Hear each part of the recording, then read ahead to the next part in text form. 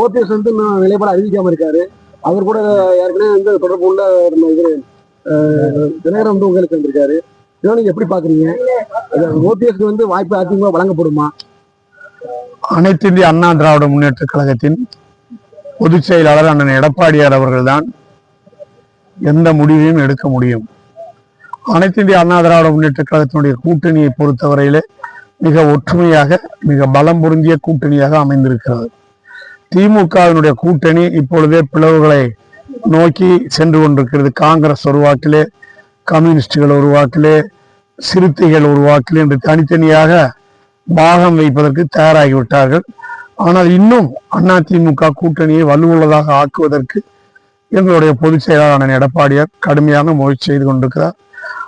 முதலமைச்சர் வேட்பாளராக முழு மனதோடு அனைத்து இந்திய அண்ணா திராவிட முன்னேற்ற கழகம்தான் ஆட்சி அமைக்கும் என்பதை முழு மனதோடு ஏற்றுக்கொள்கிற கட்சிகளோடு இந்த ஊழல் ஆட்சியை வீட்டுக்கு அனுப்புவதற்கு நாங்கள் தீவிரமாக இருக்கிறோம். நிச்சயமாக இந்த ஊழல் ஆட்சி மிக விரைவில் விரட்டப்படும். இனி திமுக எந்த காலத்திலும் எந்த தேர்தலிலும் வெற்றி பெறாது என்பதை ஆணித்தரமாக சொல்லிக்கொள்ள கடமைப்பட்டிருக்கேன். பார்த்தீங்கன்னா பொள்ளாச்சி நகராட்சி, உடுமலைப்பேட்டை நகராட்சி, கோயம்புத்தூர் மாநகராட்சி, திருப்பூர் மாநகராட்சி எல்லாம் குப்பை அள்ளுவதை மொத்தமாக கான்ட்ராக்ட் விட்டு எங்கே அவனும் குப்பையே அள்ளுறதில்லை, வீதி வீதியா நாத்தம் அடித்துக் கொண்டிருக்கிறது. வெளிநாடுகளிலிருந்து கழிவுகள் இங்கே வந்து இறங்கி அந்த இறைச்சி போன்ற அழுகிய பொருள்களை அந்தந்த தெருக்களிலேயே உண்டு மகிழ்ந்து கொண்டிருக்கிறது. அந்த மக்கள் மிகுந்த சிரமத்தோடு இருந்து கொண்டிருக்கிறார்கள். விரைவில் இதற்கெல்லாம் பதில் சொல்லும் காலம் வரும். பிரச்சனைகள்லாம் மக்களவை தேர்தலில் போய் இருந்தது. நான் அன்றைக்கு வந்து மக்களுக்கு தெரியும் எந்த நேரத்தில் எந்த முடிவு எடுக்கணும்ட்டு. திருந்துவார்கள் என்று மக்கள் பார்த்தார்கள். திருந்தாத ஜென்மங்கள் இருந்து என்ன போய் என்ன என்கிற முடிவுக்கு மக்கள் வந்து விட்டார்கள். இந்த முறை தேர்தல் அறிக்கை, திமுக தேர்தல் அறிக்கை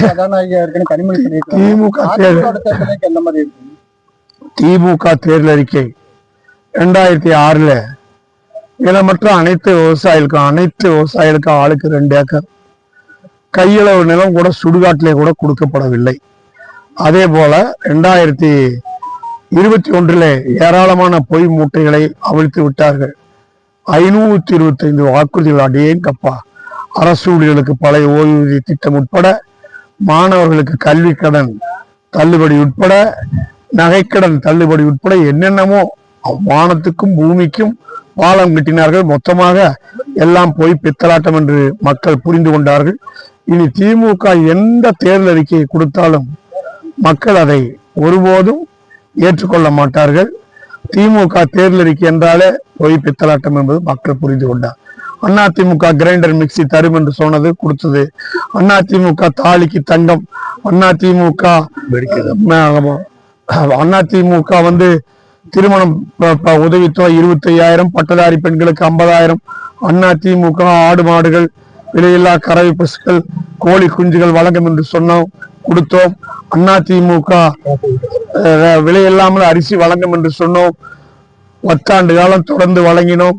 இப்படி அதிமுக தேர்தல் அறிக்கையில சொன்னால் ஒட்டு குறித்ததை போல நிறைவேறும் என்கிற நம்பிக்கை மக்களுக்கு இருக்கிறது. மற்றவர்கள் சொன்னால் அது பொய் புழு.